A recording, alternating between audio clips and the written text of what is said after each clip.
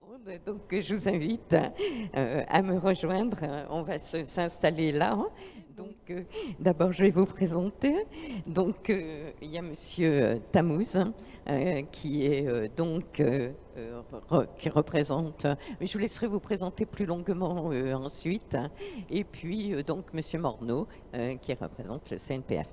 Donc, je suis un petit peu aussi moi-même un peu ennuyée par cette absence, dans la mesure où c'était lui qui devait commencer un petit peu sur les incertitudes. Donc, que voulons-nous faire de notre forêt? C'est le thème de cette table ronde.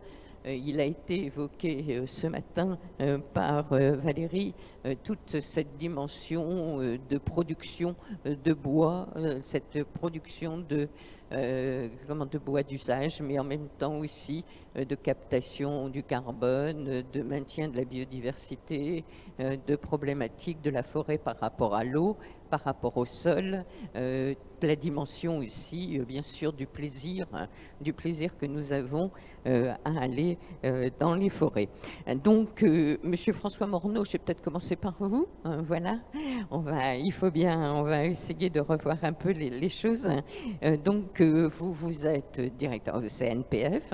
Vous allez nous expliquer un petit peu, donc, nous représenter votre structure parce que tout le monde ne connaît pas, et en même temps nous dire un petit peu quels sont vos objectifs.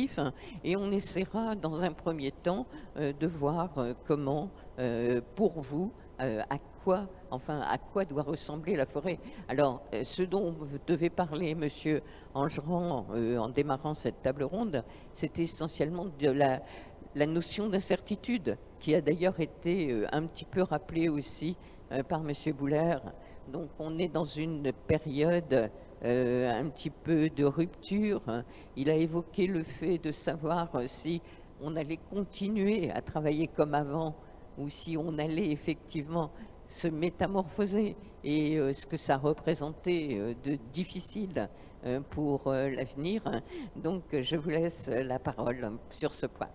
Bonjour à tous. Donc, je vais effectivement commencer par me présenter. Donc, François Morneau. Alors, je ne suis pas le directeur du CNPF. Je suis le directeur de l'Institut pour le développement forestier qui est dans le CNPF, c'est-à-dire de la partie recherche, développement et innovation du CNPF. Donc, globalement, le CNPF, c'est quoi? C'est un établissement public administratif de l'État qui regroupe 450 personnes qui travaillent toutes au profit de la forêt privée française. Donc, Antoine Est-ce que vous entendez bien, Monsieur Morneau? Oui. Parce que ici, on s'entend assez mal. Pardon. Donc, pour revenir sur le CNPF, ses missions, c'est de travailler au profit et pour le développement de la forêt privée française. Et Antoine Colin l'a rappelé, la forêt privée française, en fait, c'est la majorité de la forêt française. C'est 75% de nos forêts sont des forêts privées. Et donc, le CNPF a plusieurs missions pour travailler autour de la gestion et améliorer la gestion de ces forêts, notamment par ce qu'on appelle des documents de gestion durable.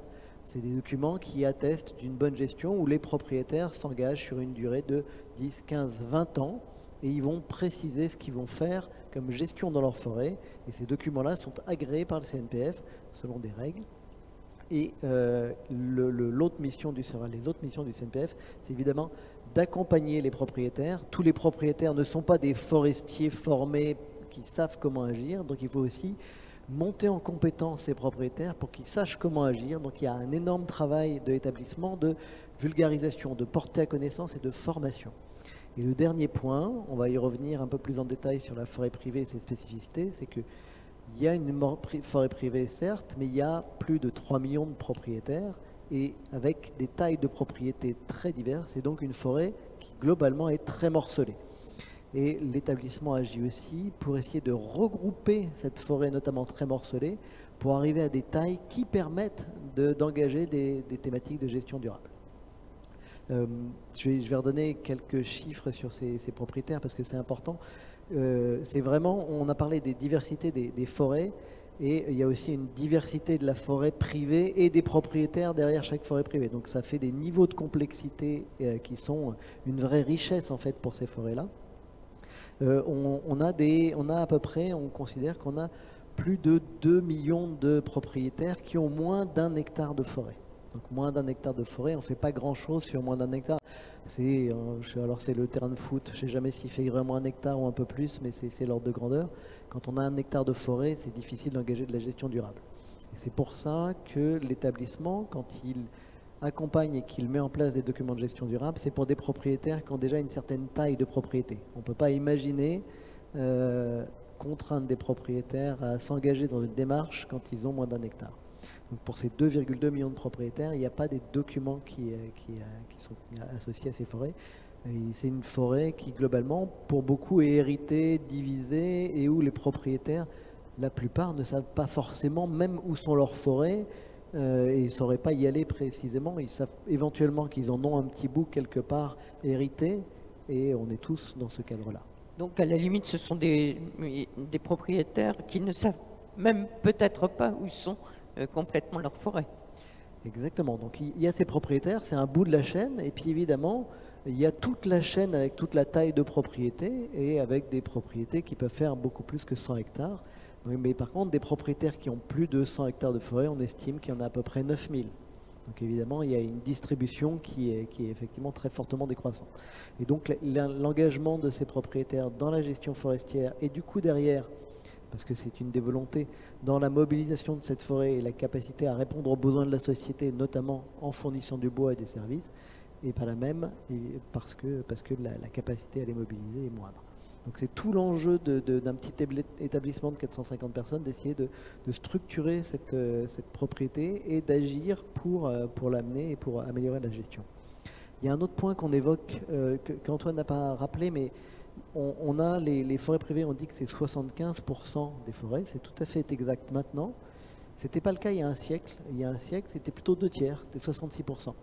C'est-à-dire que toute la dynamique de nouvelles forêts, l'accroissement incroyable des forêts depuis, je crois qu'Antoine le rappelait, depuis plus de 150 ans, il est notamment et avant tout dans les propriétés privées. Donc ces nouvelles forêts qui arrivent, qui ont été gagnées sur des anciens terrains, c'est aussi des forêts qui sont des forêts privées. En gros, le patrimoine de l'État a très peu bougé, le patrimoine des communes a bougé un peu à la marge, et par contre, ce qui s'est accru de manière considérable, ce sont ces forêts privées. Voilà pour le petit panorama de mon côté. Pour un premier panorama. Bien, alors, Monsieur Tamouz, Hello, vous êtes de l'Union des coopératives forestières, enfin, vous vous en occupez, et donc, d'abord, quelle différence entre les deux, et puis surtout comment vous voyez la forêt pour demain, enfin quels sont en tout cas les premiers thèmes sur lesquels vous travaillez actuellement.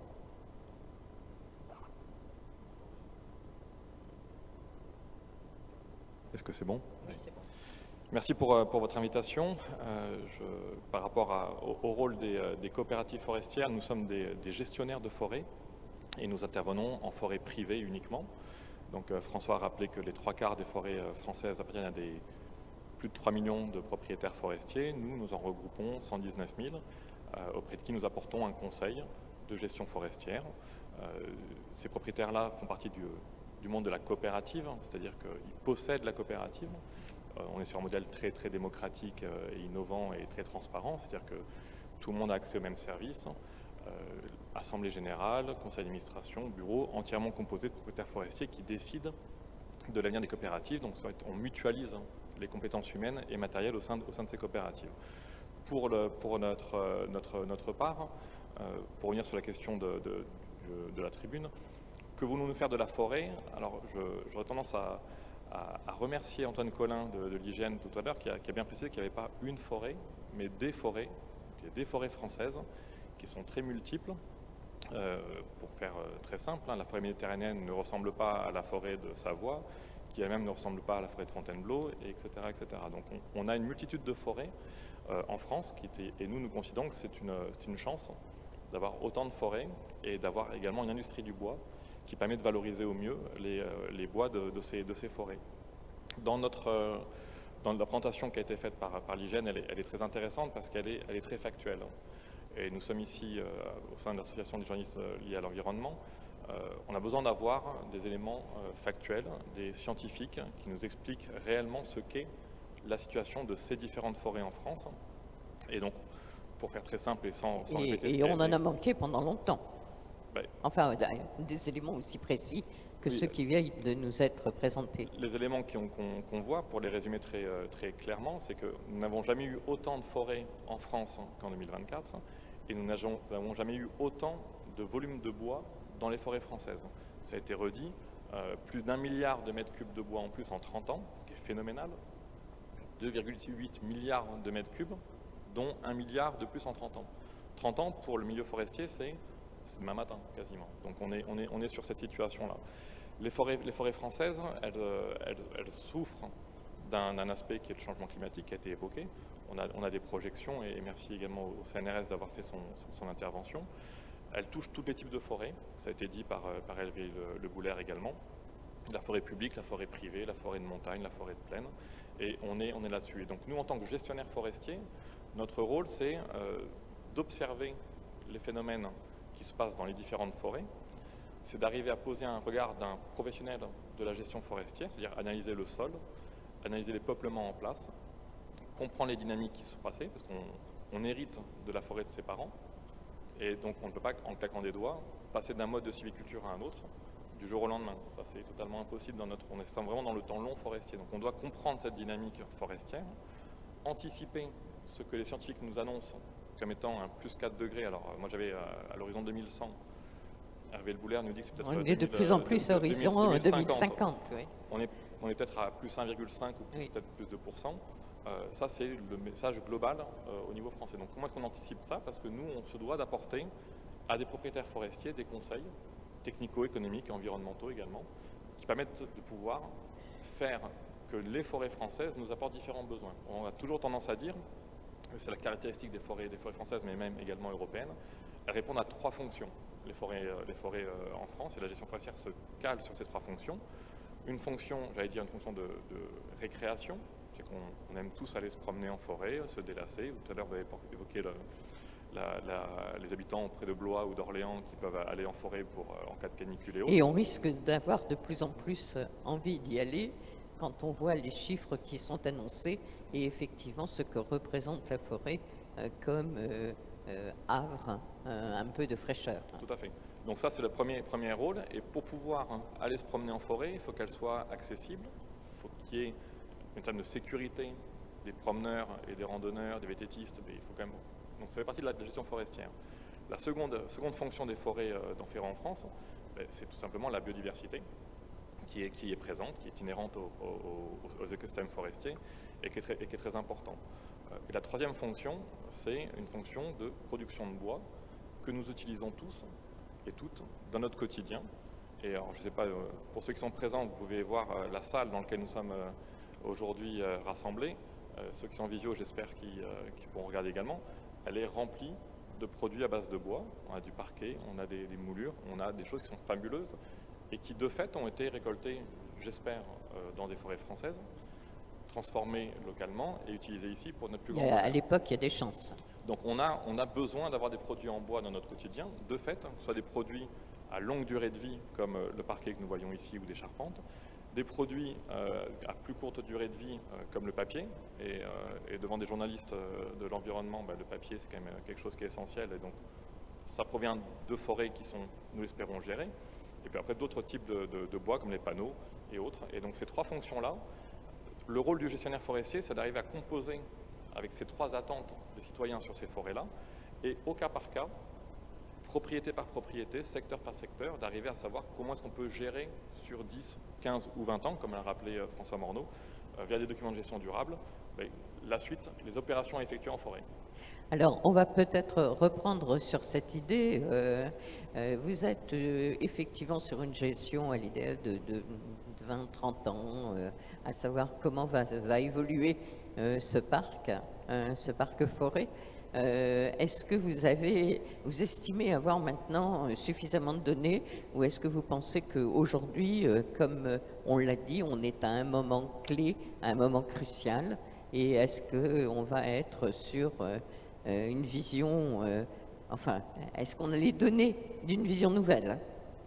Alors, je vais essayer de répondre parce qu'effectivement, je n'ai pas encore répondu à la question que voulons-nous faire de nos forêts. Et effectivement, est-ce qu'on a un moment crucial? Je dirais, en fait, les forestiers, la communauté forestière est déjà dans ce moment-là depuis longtemps. C'est-à-dire qu'on travaille à essayer de se projeter dans un monde qui n'a plus rien à voir, c'est ce que nous disait Hervé Louboulher, depuis longtemps. Et le travail de mon institut au sein du CNPF, c'est justement d'essayer de définir des outils d'aide, notamment pour aider le propriétaire à essayer de se projeter dans un monde qui est complètement différent. Et donc ça, c'est un travail extrêmement complexe. Est-ce qu'on a suffisamment de données? Évidemment, Jonathan l'a rappelé, on a des prévisions macroclimatiques avec tout un tas de modèles complexes, plus ou moins complexes, qui nous font des horizons. Et on n'est pas à 10-15 ans, on est à 20, 30, 40, 50, 60 ans, parce que ce sont les termes à la rigueur presque courts qui nous intéressent pour la forêt. Et donc on s'appuie sur ces visions-là de long terme. Et après, on essaie de voir dans quelle mesure ces modèles qui sont très génériques et des climats moyens vont avoir un effet sur la façon dont on conduit nos forêts. On sait que ça va être majeur, et la question c'est quelles sont les réponses qu'on peut apporter à nos propriétaires. On va avoir des réponses qui vont être aussi diverses que sont diverses les forêts, et notamment pour un élément qui est absolument essentiel, c'est qu'il y a une partie des forêts sur lesquelles on ne va pas effectivement d'un effet magique. On n'est pas en agriculture, on ne peut pas décider que du jour au lendemain on change la culture pour une autre qui sera plus adaptée. On hérite des forêts de nos parents, de nos grands-parents, et donc on doit gérer les peuplements tels qu'ils sont actuellement, en essayant pour ces peuplements-là de faire en sorte qu'ils puissent tenir dans un contexte climatique changeant. Donc vous êtes plutôt sur une vision d'aménagement. Alors, c'est-à-dire, alors c'était effectivement un des points sur lesquels bien sûr, Enguerrand devait intervenir sur aujourd'hui, est-ce qu'il faut remplacer la forêt ou est-ce qu'on la laisse s'adapter? Bon, Louboulher en a un petit peu parlé aussi. Et vous êtes sur quelle stratégie? Alors, je ne me place pas sur une des stratégies. Je pense que ce qui est vraiment important, c'est de se dire que je pense que personne n'a la réponse unique qui peut permettre de se projeter et de projeter nos forêts dans 50 ou 60 ans. Ce qui est sûr, c'est qu'en fait, la réponse, elle est vraiment fonction des peuplements, des propriétaires aussi. Il ne faut pas oublier que dans notre équation, nous, les propriétaires, ont des volontés, des possibilités, des capacités d'action qui vont être très différentes. Et en fait, il y a une volonté de, effectivement, quand vous avez des peuplements forestiers que l'on peut imaginer tenir, de voir comment on peut les faire tenir et trouver des sylvicultures différentes pour essayer de faire en sorte qu'ils se maintiennent.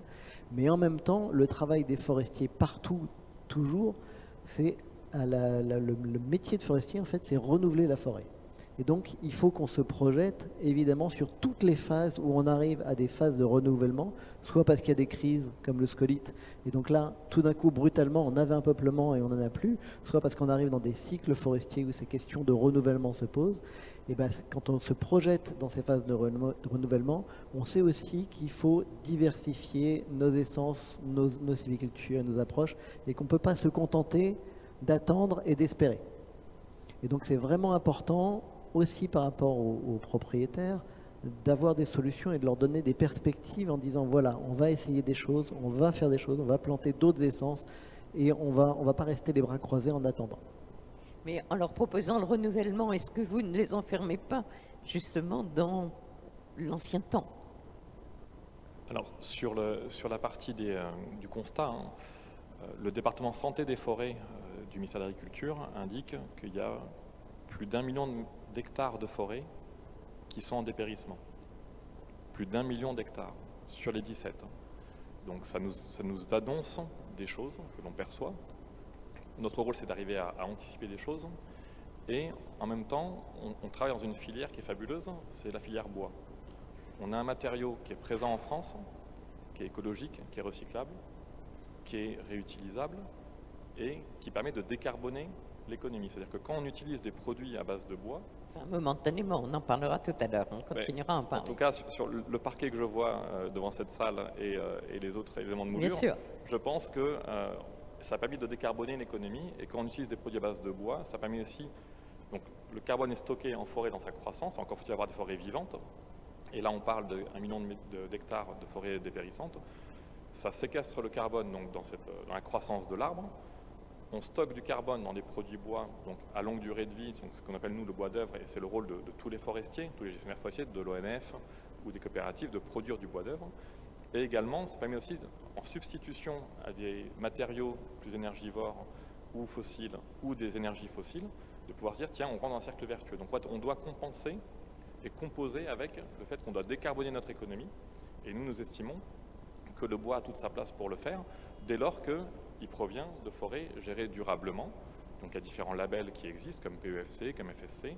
Les documents de gestion durable sont validés par l'État, répondent à un code forestier très clair. Et là encore, ce que nous le faisons avec humilité. On essaye de trouver des solutions. Il n'y a pas de solution unique, France entière ou Europe entière. On n'a pas de dogmatisme. Quand vous avez un propriétaire forestier qui a 2,5 hectares sur 3 parcelles éclatées sur une commune, on raisonne différemment qu'un propriétaire forestier qui a 1500 hectares d'un seul tenant à proximité de Paris, par exemple. Donc on se doit d'apporter une solution au cas par cas. Et ça, c'est le rôle des coopératives forestières en forêt privée, c'est le rôle de l'ONF en forêt publique. Et donc il n'y a pas de solution magique. Par contre, on se doit d'agir, comme ça a été dit, là encore avec humilité. Et on a besoin d'avoir des éléments de la science, de la recherche, du développement, et on y travaille. On a un groupe de travail sur la RDI au niveau des coopératives forestières, on travaille avec l'ONF, on travaille avec le FCBA, enfin, on travaille avec nos instituts, pour essayer de trouver la meilleure solution avec les informations que nous avons aujourd'hui. Alors, Monsieur Morneau, est-ce que vous êtes complètement d'accord avec ce qui vient d'être dit? Est-ce que vous avez peut-être des choses à préciser concernant le développement futur de ces forêts? Non, je pense qu'on est absolument d'accord sur le constat et sur la difficulté qu'il y a à se projeter dans l'avenir. Hein. C'est toujours compliqué de prédire l'avenir. Donc on travaille vraiment activement pour améliorer les outils d'aide à la décision qu'on a développés pour essayer de les projeter dans le futur. On sait qu'ils sont imparfaits, ces outils-là, mais ils permettent déjà de voir un petit peu des panels de trajectoires possibles. Ça permet de se mettre dans des réflexions prospectives qui sont nécessaires aussi. Et on a besoin de faire évoluer ces outils parce qu'on sent qu'ils ne sont pas capables de répondre à tout et qu'en même temps, ils ne se suffisent pas. Donc, c'est-à-dire qu'il nous faut, en gros, être capable de voir quelles sont les grandes trajectoires et les grands drivers qui vont pousser les forêts à l'avenir. Et après, ce qu'il nous faut, c'est de l'expertise technique poussée parce qu'il faut raisonner, et on a des outils développés qui en tiennent compte, après à la parcelle forestière, à la situation en fonction de la topographie, du microclimat. C'est-à-dire qu'effectivement, il y a tout un tas d'effets qui peuvent venir tamponner ce que dit le climat moyen et il faut réussir à en tenir compte pour essayer de choisir la meilleure solution en ayant, et je pense que ça il faut le dire, je pense que l'humilité est importante, il faut se rendre compte qu'il faut avoir un droit à l'erreur. C'est-à-dire qu'on n'a pas de réponse absolue et donc forcément, il y a des choses qui seront faites, qui seront des impasses, et on espère qu'on n'en fera pas trop. Une manière de s'en sortir, c'est sans doute d'essayer de diversifier nos essences, nos sylvicultures et nos approches.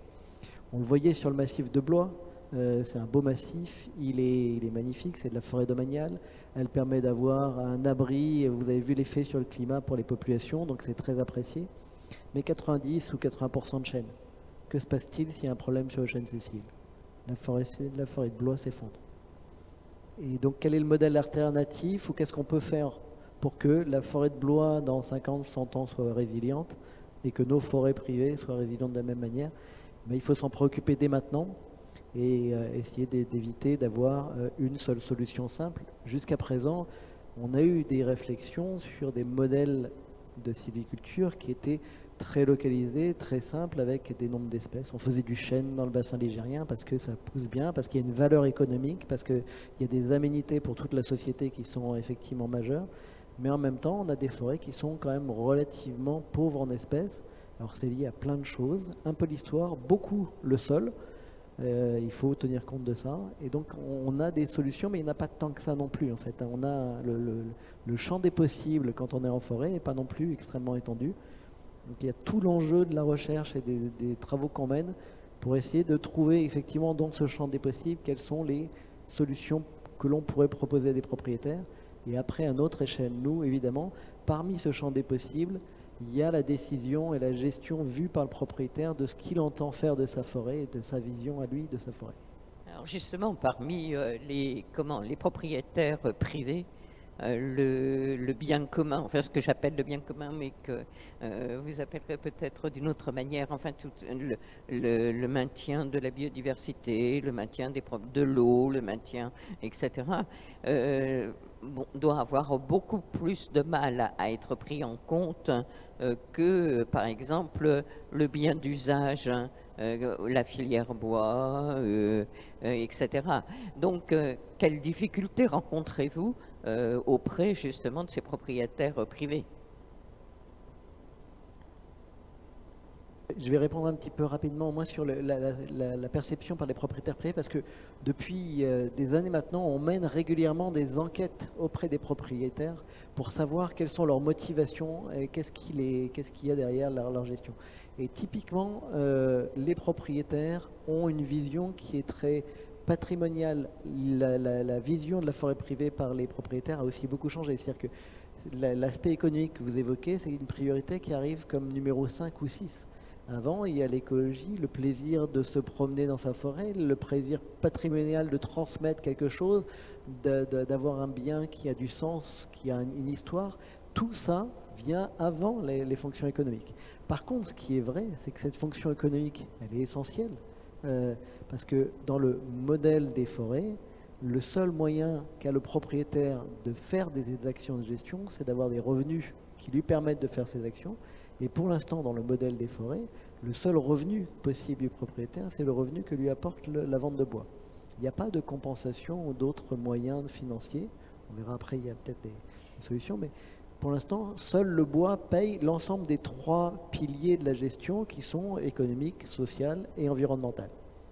Et donc, c'est aussi toute la fragilité de ce modèle-là, surtout quand on se projette dans des forêts qui pousseront moins, qui produiront un peu moins que ce qu'on imaginait, donc qui seront de fait moins capables de payer pour la gestion. Donc ça repose aussi la question du modèle économique de cette forêt. Alors, je ne voudrais pas anticiper, oui, je vais vous laisser répondre aussi à la question, mais en même temps, mais comme ça, je ne voudrais pas anticiper sur la table ronde qui aura lieu en fin de journée sur le financement, justement, de la forêt. Mais je suppose que vos 3 piliers, les 3 piliers que vous venez d'évoquer, n'ont pas forcément des ressources financières à la hauteur de la demande.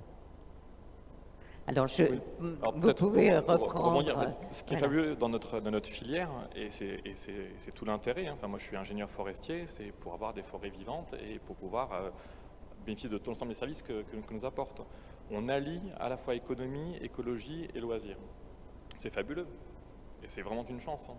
Donc on n'est pas dans l'opposition de d'abord la biodiversité et puis rien du tout sur le reste, ou d'abord l'économie et rien du tout sur le reste, ou d'abord les loisirs.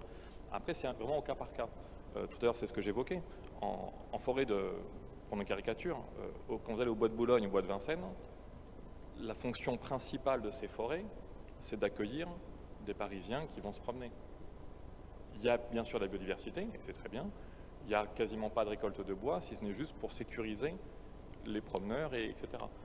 Donc ça, c'est un élément mais on peut faire les 3. Donc chaque enjeu est différent, et surtout chaque propriétaire forestier, comme ça a été très bien dit, a son propre vision, ses propres moyens.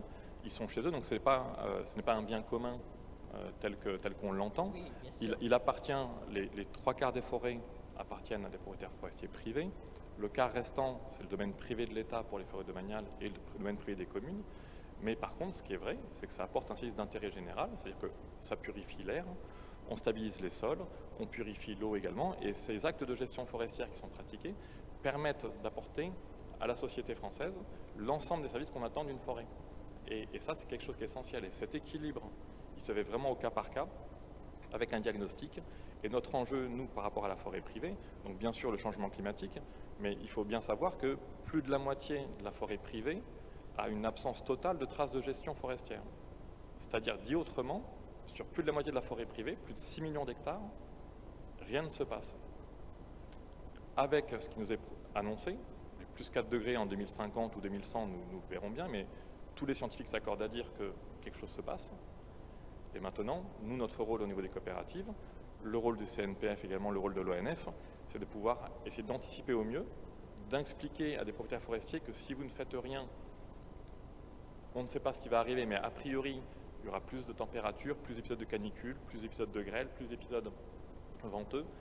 Et à un moment ou à un autre, il va falloir intervenir. Maintenant, faut-il intervenir en prévention, en anticipation, en réaction? Ben là encore, c'est au cas par cas. On a subi une crise au niveau des... Mais est-ce qu'il y a le sentiment d'urgence? Il y a un sentiment d'urgence. Quand vous avez à un moment, en 2022, des incendies en France majeurs, habituellement avant on parlait des incendies, c'était plutôt l'Algérie, l'Italie, le Portugal, etc. Ça a brûlé en 2018 en Suède, ça a brûlé au Canada récemment. La situation de 2022 ne ressemble absolument pas à la situation météorologique de 2024. Donc il y a urgence à s'interroger, savoir ce que voulons-nous faire, vous, propriétaires forestiers, de votre forêt, sachant que, je le rappelle, hein, on travaille une matière vivante qui est, avec des certitudes qui sont claires, avec l'humidité, et c'est une chance d'avoir autant de forêts en France et d'avoir un produit bois. Je prends un exemple, la filière forêt-bois, elle est déficitaire en termes de balance commerciale. On importe plus de 9,5 milliards d'euros de produits bois en France. On a perdu 1 milliard d'euros dans notre déficit dans la balance commerciale en 1 an. On importe quoi? On importe principalement des meubles et de la pâte à papier, ou du papier, dont on se sert tous les jours dans notre quotidien, etc. Donc nous, notre rôle, c'est d'arriver à essayer de structurer la filière. C'est ce que font les coopératives, c'est ce que font l'ONF à leur échelle au niveau de la forêt française, pour dire comment est-ce qu'on peut amener du bois géré durablement issu de nos forêts dans une industrie présente localement qui va transformer des produits en espérant des choses innovantes, merveilleuses. Et nous, notre question de gestionnaire forestier, c'est on n'y arrivera pas s'il n'y a pas d'innovation. S'il n'y a pas d'innovation, s'il n'y a pas de programme de recherche, s'il n'y a pas de sujet pour dire qu'est-ce qu'on peut avoir. Vous avez parlé des outils d'aide à la décision, ce sont des outils d'aide à la réflexion, parce que là encore, on travaille sur le temps long. Quand on plante un arbre aujourd'hui, si c'est un chêne, c'est rendez-vous dans 120 ans. 120 ans, ni vous ni moi. Le travail sur les espèces qui va être développé cet après-midi, forcément, est une réponse, entre guillemets, et en tout cas, quelque chose que vous suivez. Oui, complètement. C'est une des réponses, effectivement, qui est extrêmement importante pour diversifier nos peuplements. La question que vous poserez cet après-midi, c'est qu'est-ce que nous plantons, qu'est-ce que nous allons planter dans nos forêts. Donc je laisserai aux gens qui seront à la table ronde le soin de répondre. Mais effectivement, c'est un enjeu majeur. C'est un des enjeux majeurs. Plus globalement, c'est le renouvellement de nos forêts quand on arrive dans ces étapes de renouvellement. Et après, ce que disait Tammuz est juste, c'est-à-dire qu'on va être dans un monde, je crois qu'Hervé Le Boulaert le disait, où de toute façon, on va être dans de la gestion de crises successives et diverses quand même, avec un rythme accéléré de ces crises et de la fréquence de ces crises. Donc ça aussi, il faut que nous, forestiers, on se prépare à cette façon de ne plus être en capacité complètement de tout contrôler. D'ailleurs, on ne peut pas dire qu'en forêt, on contrôle tout, loin de là, mais en tout cas encore moins, et notamment sur des dépérissements qui peuvent intervenir de manière relativement massive et brutale. Il suffit d'épisodes climatiques un peu sévères pour que des systèmes qui étaient un peu à l'équilibre ou fragilisés basculent et qu'on se retrouve dans des situations de gestion de crise, comme on l'a eu avec effectivement l'épicéa et les scolites, comme il y a eu avant avec les tempêtes sur le pain maritime. On voit que le pain maritime a repris et on est dans une phase d'accroissement, c'est ce que nous montrait Antoine. Sur l'épicéa, on n'aura pas la même histoire parce que là, pour le coup, le diagnostic n'est pas le même et on sait que les épicéas qui étaient à leur place quand ils ont été mis par nos parents et grands-parents et arrière-grands-parents, le sont sans doute plus dans la perspective du changement climatique. Donc là, il va falloir changer le système lui-même. Est-ce que vous voulez ajouter quelque chose? Peut-être un point, hein, ce qui a été évoqué tout à l'heure en introduction par le président de la JE. Vous avez parlé de surexploitation des forêts. C'est absolument pas le cas en France. Ce qui a été clairement montré par les chiffres de l'IGN, c'est factuel. On récolte, commercialisé, d'environ 39 millions de mètres cubes par an. Ça peut paraître énorme, 39 millions de mètres cubes par an. Juste, je rappelle que le stock de bois en France est de 2,8 milliards de mètres cubes. Donc nous, on en récolte, pas nous coopératives, hein, l'ensemble de la filière, 39 millions de mètres cubes environ par an, auquel on rajoute du bois qui est autoconsommé, donc du bois de chauffage, hein, que chaque citoyen qui a une cheminée peut utiliser en général. Donc on arrive à environ 50 ou 60 millions de mètres cubes sur les 90 millions de mètres cubes qui s'accroissent en volume chaque année. C'est-à-dire qu'on est sur une situation où l'image de ce qui se passe dans d'autres pays du monde n'est pas l'arrêté de la France métropolitaine. Et donc du coup, on est quand même un élément, on a des éléments très chiffrés, très sourcés qui nous le montrent. Donc on est vraiment sur une gestion très raisonnée. La forêt, elle s'étend tous les ans de 85 000 hectares. On est vraiment sur un cadre forestier qui est très bordé sur la partie, le code forestier, le code rural, les bonnes pratiques et les certifications forestières PEFC ou FSC. Alors, c'est un peu là que nous manque Sylvain Angeran, hein, qui aurait peut-être une position un tout petit peu plus nuancée par rapport à la vôtre. Je ne sais pas si... Je vous laisse regarder les chiffres. Oui, oui. Et en tout cas, on va continuer à évoquer le sujet avec la table ronde qui suit, puisqu'on va y parler essentiellement des problèmes de biomasse et de captation de carbone. Est-ce que vous aviez quelque chose à ajouter, Monsieur Arnaud? C'est bon. C'est bon. Merci beaucoup. Est-ce qu'il y a une question dans la salle? Non, pas de question. Bon, mais alors, je vous remercie.